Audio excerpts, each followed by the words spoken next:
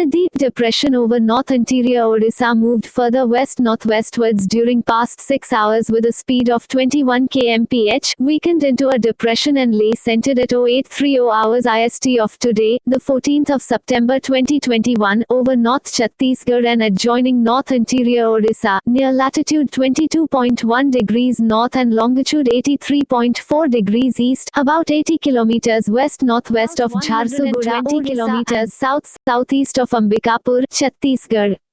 It is very likely to continue to move west-northwestwards across North Chhattisgarh and Madhya Pradesh, weaken into a well-marked low-pressure area during next 48 hours. Mainly low-level westerlies prevail over the state.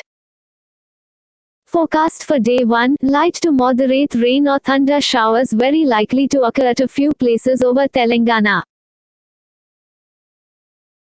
Forecast for day 2, light to moderate rain or thunder showers very likely to occur at isolated places over Telangana.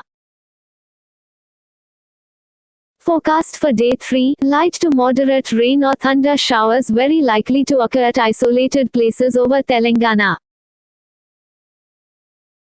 Forecast for day 4, light to moderate rain or thunder showers very likely to occur at isolated places over Telangana.